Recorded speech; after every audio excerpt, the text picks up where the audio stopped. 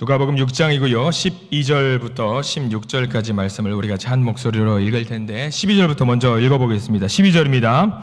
이때에 예수께서 기도하시러 산으로 가사 밤이 새도록 하나님께 기도하시고 밝음에 그 제자들을 부르사 그 중에서 12를 택하여 사도라 칭하셨으니 곧 베드로라고도 이름을 주신 시몬과 그의 동생 안드레와 야고보와 요한과 빌립과 바돌로메와 마테와 도마와 알페오의 아들 야고보와 셀롯이라는 시몬과 야고보의 아들 유다와 예수를 파는 자 될 가룟 유다라. 아멘. 오늘 이 말씀 가운데 하나님의 은혜가 넘치기를 기도하고 소망합니다. 우리 옆 사람 인사하고 오늘 말씀 함께 나눌까요? 좌우에 있는 분들 보시고 적어도 세 사람 보고 인사하길 원합니다. 저를 따라서 하실까요? 당신 덕분에 행복합니다. 행복한 분들 감사합니다. 행복한 날들 매일매일이 되기를 간절히 기도합니다. 오늘 말씀 제목은요, 사소하지만 사명이라는 제목으로 말씀을 좀 나누어 보려고 해요. 요즘은 계속 말씀 시작 전에 책 이야기를 좀 드리는 것 같은데, 김관성 목사님이라는 분이 쓰신 본질이 이긴다라는 책이 있습니다. 엄청나게 대단한 책은 아니에요. 이분이 이제 페이스북이라고 하는 인터넷 공간에다가 매일매일 새벽 예배를 마치고 나셔서 느꼈던 어떤 그 감동이라든가 은혜 받았던 것들을 막 일일 형태 칼럼 일기처럼 적은 것들을 다 모아서 책으로 만들었습니다. 저 책에서 본질이 이긴다라는 책에 보면은 어떤 다른 목사님을 소개하는 내용이 있어요. 어떤 내용이냐면 어떤 한 목사님이 마라도에서 개척을 하셨어요. 마라도, 그 멀리 있는 힘든 곳에서 교회를 개척을 하셨는데 오랜 시간 사역을 하지만 성도가 등록을 하지 않고 있다가 정말 할머니 한 분이 등록을 하셨어요. 근데 할머니께서 글도 몰라요. 어떤 박자도 못 맞춰요. 아무것도 모르는 거예요. 예. 약간 이제 그런 부족한 공부를 할 수 없었던 여건이었지요. 예배를 드려야 되는데 예배를 제대로 드릴 수가 없는 거예요. 글자도 모르고 콩나물 우리가 보기도 좀 어렵고 하니까 노래도 부르기 어렵고, 그래서 목사님이 찬양을 알려드려야 될 텐데 찬양을 도무지 알려드릴 수가 없는 거죠. 성경 말씀은 도무지 보기가 어려운 것이고요. 그 목사님은 가족을 제외하고는 그 교회, 개척한 교회의 유일한 성도가 그 할머니이신지라 그 한 분에게 집중을 할 수밖에 없는 거죠. 한 가지 일만 집중하게 되었습니다. 6개월 동안 찬양 가사를 가르쳐드리고 따라 부를 수 있게 만들고 반복해서 노래를 알려드렸어요. 그래서 겨우 6개월 만에 그 할머니께 노래 한 곡을 알려드렸는데 그 노래가 무엇이냐? 내 주를 가까이 하게 함은, 여러분들 아시잖아요. 가사 보면 알고 콩나물 보시면 올라가야 되는구나 내려가야 되는구나 아시잖아요. 얼마나 길게 불러야 되는지 아시잖아요. 근데 그 할머니 한 번 붙들고 그 노래 한 곡을 6개월 동안 가르쳐 드린 거예요. 열심히 훈련을 해서 이렇게 한 번 할머니 모시고 그 노래를 가르쳐 드리면서 할머니도 은혜를 받으셨어요. 내가 뭐라고 이렇게 나한테 이렇게 정성을 쏟나. 그 목사님도 귀한 은혜를 동시에 받으셨어요. 그 내용이 그 책의 본질이 이긴다라는 책의 내용에 기록이 되어 있다라는 거죠. 여러분들이 한번 그 개척하셨던 그 목사님이라고 생각을 해보십시오. 한 분 할머니를 모시고 사역을 하는데 쉬울까요? 어려울까요? 오히려 더 어렵겠죠. 이렇게 여러분들을 모시고 사역을 하는 것이 그 한 분 사역하는 것보다 어떻게 보면 더 쉬울 수 있어요. 몇 번이고 그 목사님 그만두고 싶으셨을 겁니다. 근데 어떻게든 그 할머니를, 글자도 모르고 찬양 부르는 것도 할 줄 모르는 그 할머니를 구원받게 만들기 위해서 그 사역의 자리를 꿋꿋이 지켰다라고 하는 거예요. 어떻게 그 마음을 먹을 수 있었을까? 왜냐하면 딱 하나, 하나님께서 나를, 이 할머니를 위해서 이곳에 보내셨다라는 사명감이 있었기 때문에 끈질기게 그 자리를 붙들 수 있었다라는 겁니다. 외로웠어요. 고독했어요. 힘들었어요. 근데 분명히 하나님께서 맡기신 사명이라고 생각을 했기 때문에 그 일을 감당할 수 있었다라는 겁니다. 이쯤 되면 여러분들 어떠세요? 마라도에서 사역하시는 그 목사님의 사역 좀 위대해 보이십니까? 대단해 보이십니까? 거룩해 보입니까? 존귀해 보입니까? 멋집니까? 찬란해 보입니까? 어때요? 찬란함과는 어떻게 보면 거리가 멀죠. 찬란하다라는 건 뭐예요? 이따시만한 교회에서 막 3,000명, 4,000명, 5,000명 모시고 사역을 해야지 더 대단하고 찬란하고 위대해 보이는 것, 그렇잖아요. 근데 마라도에서, 섬에서, 교회 한 곳에서 할머니 모시고 내 주를 가까이 하게 함은, 이게 뭐가 위대해요? 뭐가 찬란해요? 많은 분들은 아니라고 이야기할 수 있을지 모르겠습니다. 근데 그 목사님은요, 분명히 생각하셨어요. 이것은 사명이다. 이거는 하나님이 내게 맡기신 사명이다. 찬란하지 않아도 좋다. 다만 하나님이 맡기신 것이기 때문에 사소해 보인다라고 할지라도, 작은 일이라고 할지라도 내게는 사명이다. 하나님이 맡기신 일이다. 그런 작은 일들, 누군가의 마음을 감동시킬 수도 있고요, 누군가의 마음에 큰 에너지가 될 수도 있어요. 그 작은 일이라고 할지라도 누군가를 구원에 이르게 안내하는 그 일일 수 있습니다. 하나님 보시기에는 귀한 일이에요. 찬란하고 멋진 일입니다. 여러분들 교회 학교 아이들의 믿음 순수하죠. 아이들과 함께 사역해서 아이들에게, 교회 학교에서 아이들에게 말씀을 알려주는 일, 찬란한 일이 아니잖아요. 아이들과 놀아주고 어린이집 마냥 같이 공 던져주고 같이 아이스크림 먹고 히히덕거리면서 아이들과 부대끼는 일, 별로 좋은 일 아닐 수 있습니다. 아이들 까부는 거 보면서 시끄러워 하면서 하는 것들 별거 아닐 수 있어요. 근데요, 그럼에도 불구하고 아이들에게 가끔 질문을 할 때에 제가 은혜 받을 때가 있어요. 제가 생각했던 아이들의 답은 부모님이에요. 정답이 부모님. 물어보는데 아이들한테 정답이 부모님이에요. 얘들아, 어려울 때 누구를 찾아야 돼? 아이들은 뭘 찾으냐면 당연히 엄마요, 아빠요, 이걸 찾습니다. 힘들 때 누구를 찾아야 돼요? 엄마요, 아빠요, 이걸 찾아야 돼요. 근데 어느 날 갑자기 우리 교회 아이들 이야기예요. 우리 교회 아이들, 다른 교회 아이들이 아니라 우리 교회 아이들이에요.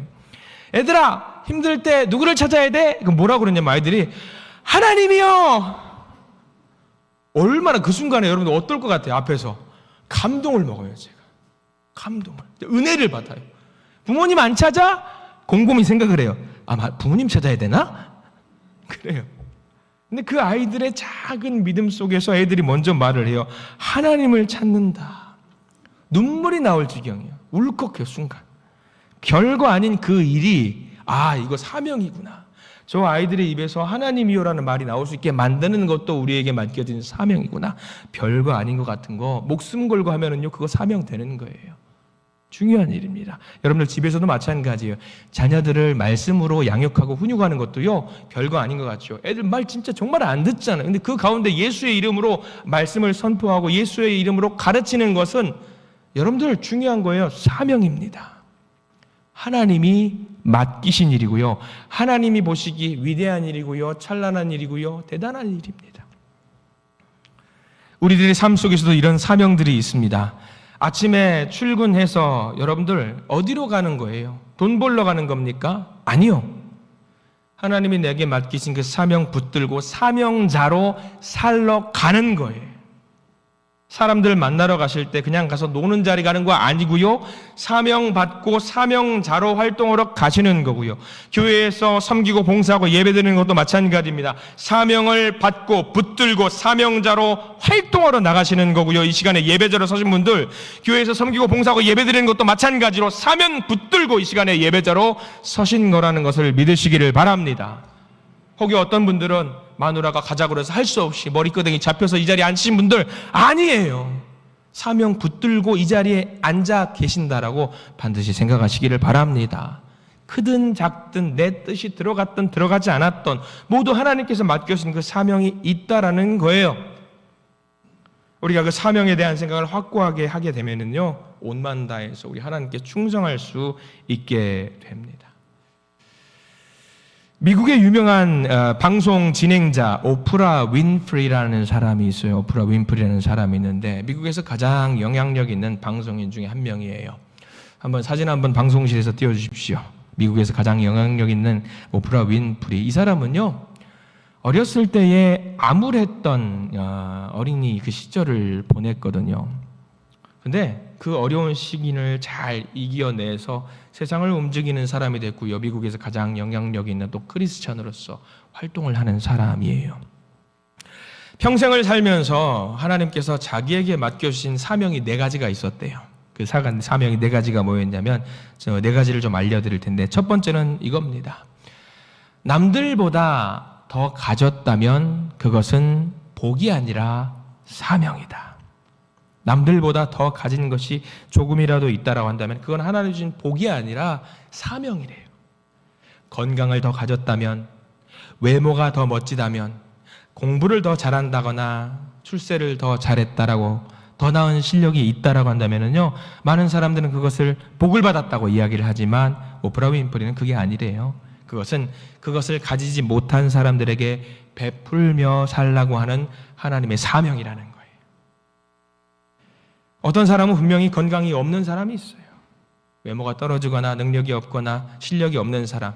그러나 그런 사람들을 향해서 우리가 찾아가서 그런 좋은 영향력을, 사명을 갖고 감당하라는 거죠. 또 다른 하나는 이겁니다. 두 번째는 이것을 사명으로 생각을 했다라고 해요. 첫 번째는 남보다 더 가졌으면 그것은 복이 아니라 사명이다. 두 번째는 남들보다 더 아프다면 사명이 있기 때문에 아픈 거래요. 내가 왜 그 아픔을 겪어야 돼요? 내가 왜 슬퍼야 돼요? 내가 왜 울어야 돼요? 이유는 간단해요. 사명이랍니다. 다른 비슷한 아픔을 겪는 이들에게 상처받은 위로자가 되어서 치료하고 위로하라고. 그러니까 너무 아파하지 말고 절망하지 말고 사명으로 그 시간을 견뎌내라는 거죠. 세 번째입니다. 이런 이야기가 있어요. 남들보다 설렌다면 사명이래요. 다른 사람보다 심쿵심쿵 한다라고 하면 사명이죠. 어떤 사람들은 같은 것을 보아도 어떤 일을 할 때 아무런 감동이 없는 사람들이 있어요. 마음에 감동이 없는 사람들이 있어요. 근데 무언가 봤어요. 설레요. 그냥 지나칠 수가 없어요. 뭔가 해야 되겠어요. 가슴이 뛰어요. 그 일을 할 때 너무 좋아요. 기도할 때, 찬양할 때 너무 좋아요. 심장이 막 벌렁벌렁거리고 눈에 밟혀요. 그러면 그 일을 통해 하나님의 일을 하라는 사명이랍니다. 하나 더 볼까요? 네 번째입니다. 남들보다 부담이 된다면 사명이래요. 남들보다 부담이 된다면 사명이래요. 거룩한 부담이라는 말이 있어요. 마음 아파하는 사람을 보면서 내가 마음이 아플 때가 있어요. 누군가의 경제적인 어려움을 보면서 내 문제 같아요. 다른 사람의 고통이 눈에 보여서 부담이 된다면요, 그거는요 사명이래요. 오프라 윈프리는 이 사명에 대한 4가지 멋진 원칙이 있었고요. 저 사명을 감당하게 해달라고 하나님께 늘 기도했던 거죠. 그래서 중요한 사람, 사명자가 되었던 거죠. 우리에게는 이렇게 모두가 사명이 다 있어요. 사명이 뭐길래? 사명은 이런 겁니다. 화면 한번 보여주시면은요, 사명. 우리가 왜 이 땅에 존재해야 되는가? 이게 사명이에요. 내가 왜 살아있어야 되는가? 이게 사명이에요. 내가 이 땅에 존재하는 이유, 사명이고요. 이 땅에 존재하는 모든 사람은 다 사명이 있어요. 사명이 없는 곳이 있어요. 어딘지 아세요? 어디 같아요? 공동묘지는 사명이 없어요. 아무것도 없기 때문이죠. 그런데 이 땅에 우리가 존재하는 이상, 생명 갖고 있는 이상 우리에게는 모두가 사명이 있습니다. 이 사명의 이야기를 하면서 오늘 이 본문, 누가복음 6장의 본문을 주셨는데 어떻게 보면 좀 엉뚱한 본문 같아요. 이게 도대체 사명과 무슨 연관이 있나? 오늘 말씀은요, 예수님께서 12 제자를 세우시는 장면입니다. 근데요, 그냥 세우신 것이 아니라 예수님께서 사명을 맡겨주시는 장면이에요. 어떤 사명일까? 성경 말씀 보실까요? 6장 13절에 보면은 이런 말씀이 있어요. 자, 성경책 보시기도 하고요. 화면 보셔도 좋습니다. 6장 13절 말씀 같이 한번 읽어보겠습니다. 시작. 발금에 그 제자들을 부르사 그 중에서 12를 택하여 사도라 칭하셨으니 12 제자들을 세우시고 그들에게 호칭을 하나 주셨어요. 무슨 호칭입니까? 사도라는 호칭을 부여해 주셨어요. 사도, 중요한 호칭이지요. 중요한 의미가 담겨 있어요. 그 호칭에 따라서 그 사람이 감당해야 될 사명이 있다라는 거거든요. 제자들을 세우시고 사도라고 불러주셨어요. 사명을 주셨던 거죠. 여러분들 모두도 사명이 있습니다. 있어요. 그 호칭에 사명의 정체성이 있어요. 저는 어떤 직분을 가지고 있습니까? 저는 뭐예요? 뭐 하는 사람이에요? 저는 목사입니다. 여러분들 제가 목사인지 모르시겠지만 제가 목사라고 합니다. 목사래요, 여러분들. 목사는 어떤 거냐면 화면 보여주실래요? 목사는 이겁니다. 기르는 거예요. 그리고 스승이랍니다. 양을 치고 돌보는 사람이고 가르치는 사람이에요. 말씀에 대해서 알려드리고 말씀을 들으시면서 나누면서 이 말씀에는 이런 내용이 담겨 있으니까 우리 함께 이 말씀대로 살았으면 좋겠습니다. 선포하는 사람의 역할을 하는 거죠. 제가 혹시 이 말씀 말고 인생에 대해서 여러분들에게 조언을 할 수 있을까요? 할 수는 있겠죠. 할 수는 있을 겁니다. 사람 대 사람으로 살 수 있겠지만 제가 감히 단언컨대 여러분들 중에서 저보다 나이 든 분들, 인생의 경험이 많은 분들이 훨씬 많아요. 제가 인생에 대해서 조언을 하는 거는 사실 주제넘는 이야기죠. 근데 제가 말씀에 대해서 알려드리는 거는 언제든지 할 수 있어요. 제가 이거는 공부를 했으니까. 말씀을 전하는 사람, 말씀을 나누는 사람, 공부를 하는 사람. 제가 돈 많이 버는 방법 제가 알려드릴 수 있을까요? 제가 혹시라도 돈 많이 버는 방법 알려드리면 믿지 마세요. 그건 꽝입니다. 출세 잘하는 방법 제가 알려드릴게요. 들으시고 꽝이에요. 절대 듣지 마세요. 근데 하나님 제게 주신 사명, 말씀을 전하는 거는 들을 수 있는 거예요. 마찬가지. 그러면 하나님이 제게 주신 사명 뭔지 명확하게 알 수 있는 거죠. 장로님들은 또 무엇일까요? 같은 맥락으로 보면 장로라고 하는 직분이 있습니다. 장로는 뭐 하는 분들일까요? 자, 방송실 화면 좀 띄워주시기 바랍니다. 장로, 어른 장자에 늙을 노자를 씁니다. 앞서서 인도하는 연장자입니다. 연륜이 있는 사람, 경험이 많은 사람, 장로. 이거 글자만 보면 뭐예요? 나이가 있거나 연배 있는 분들 그것만 생각나죠? 아니에요. 교회에서 미리 경험을 많이 하신 분들이 서로 합력해서 교회를 이끌고 교회의 재산도 관리하고 또 필요하면 신방도 하시고 성도들을 돌보는 전반적인 일을 하는 분들이 장로예요.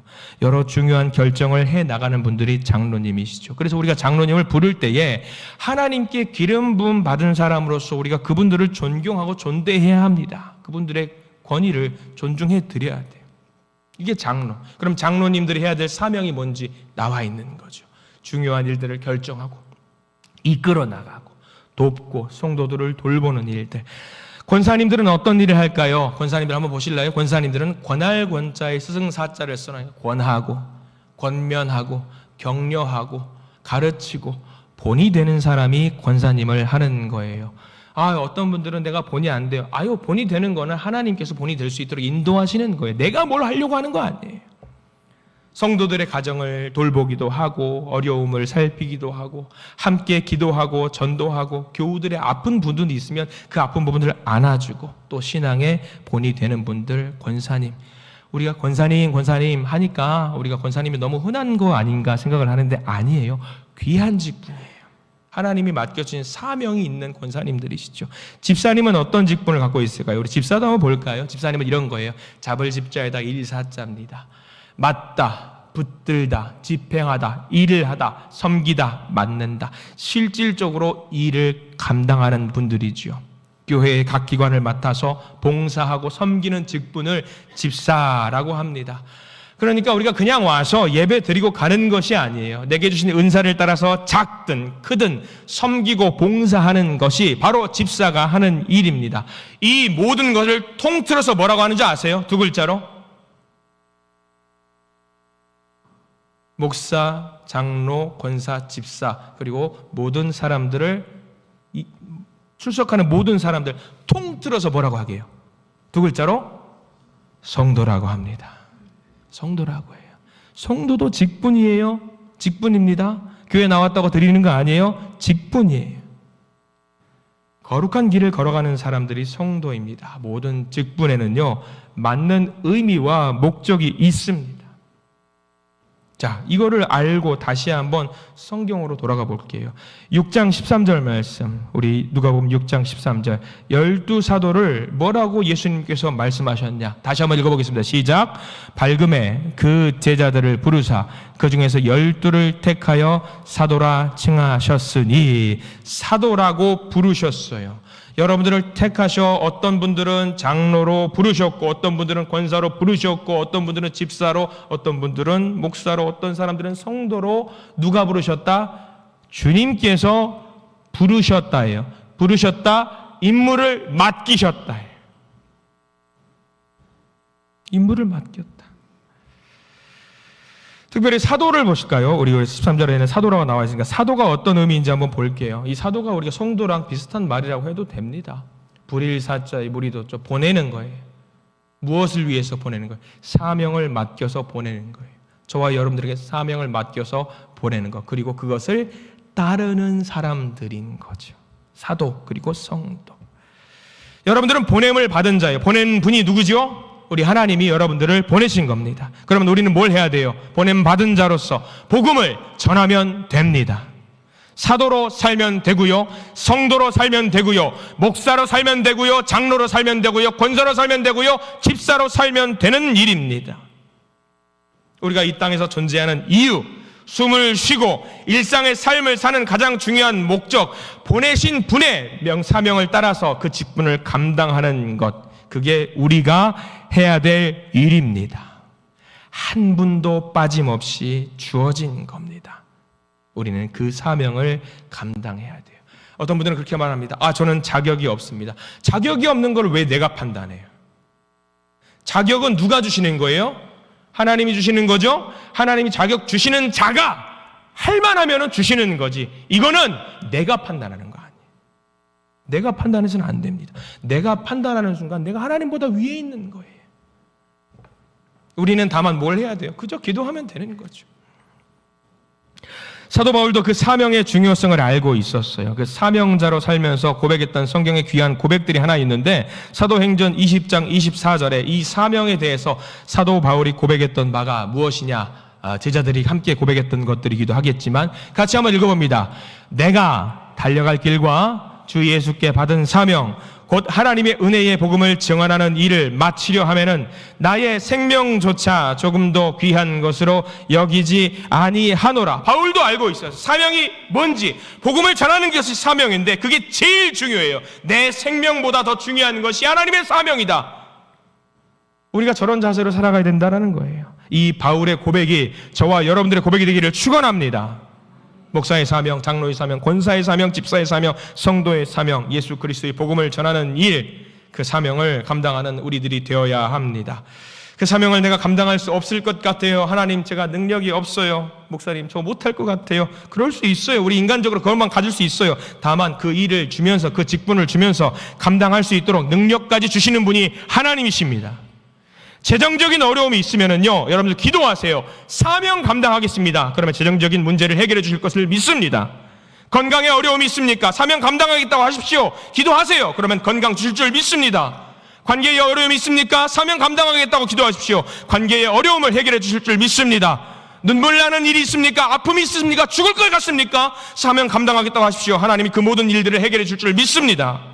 그 사명 감당하는 자로 하나님이 사용하실 것이고 감당하기에 충분한 복을 하나님이 주실 것을 믿습니다. 예수님은 사도의 사명을 맡길 12명을 선택하셨습니다. 근데 그 사명 공동체의 면면을 보면 좀 이상합니다. 우리가 읽었던 누가복음 6장 14절부터 16절까지는요, 제자들의 이름이 나열되어 있어요. 근데 이 이름들을 보면은요, 도무지가 조합이 맞지 않아요. 조합이 맞으려면은요, 뭔가 의기투합하고 어떤 마음이 맞는 사람들이 시너지 효과를 뿜어내게 만들어야 되는데요, 나라는 사람이 아라고 소리를 냈는데 듣는 사람은 어라고 들어버리면 일이 안 되겠죠. 근데 이 공동체는요, 특이하게 아라고 말하는 사람이 있고요, 그걸 어라고 듣는 사람들이 있었어요. 정말 이상한 공동체입니다. 자, 한번 보실까요? 베드로와 안드레 14절부터 한번 쭉 보셔요. 베드로와 안드레는 친형제. 괜찮아요. 형제가 마음이 맞아서 일을 잘할 수 있겠네요. 그 이어서 야고보와 요한과 빌립과 바돌로메는 같은 동네의 이웃사람, 여기까지도 좋습니다. 마음이 좀 맞겠네. 의기투합해서 일을 할 수 있겠네. 근데 여기까지입니다. 이 다음이 문제입니다. 마태 15절부터 들어가는 마태, 직업이 어떤 사람이냐면 세리예요. 매국노죠. 나라를 팔아 제낀 사람이 마태입니다. 친일파, 부역자 같은 거죠. 백성들의 고혈을 짜내서 로마에 조공을 바치는 사람들이 예수 공동체의 한 명으로 되어 있었어요. 도마라고 하는 사람은 차가운 합리주의자, 이성주의자. 아라고 말했는데 왜 아야? 뭐가 아야? 라고 따지는 사람이 도마였어요. 성령, 기도 모르겠어. 내 머리가 납득이 돼야 돼. 그래야지 나 믿겠어. 그게 도마였어요. 시몬이라는 사람, 셀롯이라고 하는 시몬이라고 기록되어 있죠. 15절 제일 끝자락에. 셀롯이라고 하는 사람은 또 다른 공동체예요. 예수 공동체하고 마찬가지 또 다른 공동체인데 체제를 테러를 해서 체제를 뒤집어려고 했던 선동가였습니다. 평화라고는 도무지 맞지 않는 사람이 이 셀롯 땅 시몬이었죠. 가룟 유다는 예수님을 팔아 넘기는 사람들이었어요. 자, 이분들을 보면은요, 출신도 달라요, 교육 수준도 달라요, 경제적인 수준도 달라요, 정치적인 노선도 달라요. 조합이 될 수 없는 공동체 구성원이었습니다. 12명의 제자 중에 무려 4명이 이상한 사람들이 껴있어요.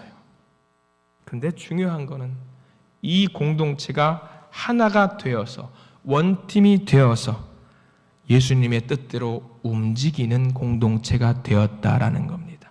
이게 하나님께서 교회 공동체를 움직이는 방식이에요. 다양해요. 모두가 달라요. 주님의 바람대로 이 다양한 사람들이 하나가 되어서 교회를 이끌고 나갔다라는 거예요. 나중에 이 사도들이 본격적으로 활동하는 중에도 이런 일이 있었습니다. 안디옥 교회라고 들어보셨을 겁니다. 안디옥 교회. 큰 교회가 됐죠. 안디옥 교회는요, 이방 지역에서 만들어진 교회지만 엄청난 부흥을 일으킨 교회입니다. 사도행전 13장 1절에 이런 말씀이 있어요. 사도행전 13장 1절 말씀. 저 말씀을 잘 보십시오. 이름들을 잘 보셔요. 같이 읽어봅니다. 안디옥 교회 선지자들과 교사들이 있으니 곧 바나바와 니게르라 하는 시므온과 고레네 사람 루기오와 분봉왕 헤롯의 젖동생 마나인과 및 사울이라. 잘 보세요. 저 사람들은 하나의 공동체가 되어서 전무후무할 정도로 크고 위대한 교회, 안디옥 교회를 만들었는데 그 교회를 이끌었던 공동체 이름 바나바는요, 저기 나와 있는 바나바는 정통 유대인이에요. 정통 유대인. 저기 보면 니게르라고 하는 시므온. 니게르가 무슨 말일까요? 젊은이들은 니거라는 말을 써. 이 말 함부로 쓰면 안 됩니다. 흑인 노예를 일컫는 말이에요. 니게르라는 말이. 그러니까 시므온이라는 사람이 출신이 뭐냐면 흑인 노예 출신이 안디옥 교회 지도자로 있었습니다. 구레네 사람 루기오는요, 흑인인데, 이 사람도 흑인인데 이 사람은 또 자유인이에요. 자유인도 있고 흑인도 있어요. 그 뒤에 보면 또 누가 나오냐면 분봉왕 헤롯의 젖동생 마나인. 이 사람은 출신이 뭐냐면 귀족이에요. 왕가입니다. 노예도 있고 왕족도 있고 유대인도 있고, 이게 도무지가 보면은요 섞일 수가 없는 조합이에요. 서로 싸울 수밖에 없어요. 서로 싸울 수밖에 없는 조합. 굉장히 당황스러운 조합인데 이 교회, 안디옥 교회, 이 사람들이 서로 하나가 되어서 전무후무한 위대한 교회, 아주 이상적인 교회, 행복했던 교회를 만들었어요. 겉으로 보면은요 조합이 될 수 없는 모습이었지만 실상은 매우 건강하고 매우 아름다운 신앙 공동체를 이끌 수 있었던 거지요. 가난한 사람도 있고 부자도 있고 정치적으로 양극단인 사람도 있고 노동자도 있고 지도자도 있고 다양한 사람들이 있었던 교회가 안디옥 교회, 그리고 예수 공동체에서 있었던 아름다운 교회였죠. 예수님이 소망하셨던 최적 조합의 교회였습니다. 어떻게 이것을 이루어내셨냐? 예수님께서 십자가의 달리심으로 인해서 막혀있던 담을 완전히 허물어 버리셨어요. 인종의 벽, 문화의 장벽, 언어의 장벽, 가치관의 벽을 모두 헐어버리셨어요. 십자가 사건으로. 우리도 마찬가지입니다. 우리 한신교회도 마찬가지. 우리 교회만 봐도 그렇습니다.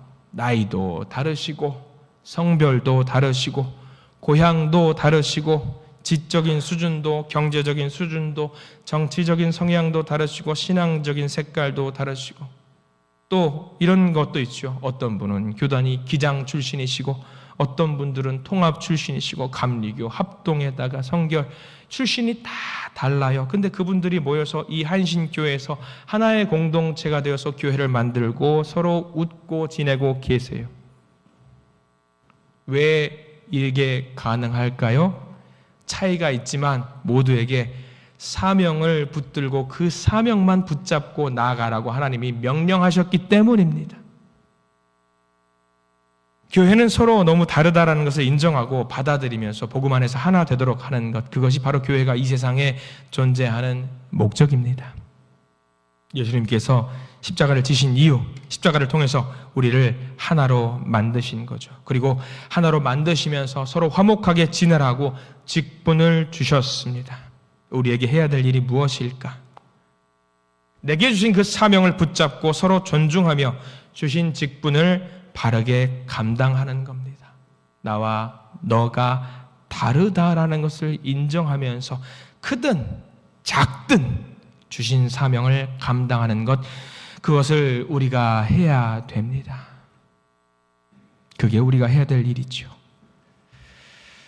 오늘 우리는 교회 소식으로 항존직 직분자를 세우겠다라고 말씀을 드렸습니다. 이 과정이 때로는 복잡하고 어려운 과정일 수 있겠지만 기도하면서 순적하게 지나가게 만들어 주실 것을 믿고요. 하나님께서 이 과정을 통해서 역사하실 것을 믿습니다. 그리고 이 과정을 통해 우리 교회가 더욱더 끈끈하게 하나가 될 것을 믿고요. 서로 더 사랑하고 서로 더 존경할 것을 믿습니다. 그것을 토대로 우리 교회는 하나님 주신 사명을 기쁨으로 감당하는 이 지역사회의 자랑이 되는 교회가 될 것을 믿습니다. 그 과정 가운데 하나가 되십시오. 서로 격려하시고 응원하시고 서로를 위해서 중보하십시오. 그 사람이 되지 말아야 되는 이유를 찾기보다 그 사람이 되어야 되는 이유를 찾고 교회가 더 크게 성장하는 우리가 되기를 소망합니다. 이 과정 가운데 서로를 위해 기도하시는 우리 믿음의 성도님들 되시기를 간절히 축복하고 축원합니다. 기도하겠습니다.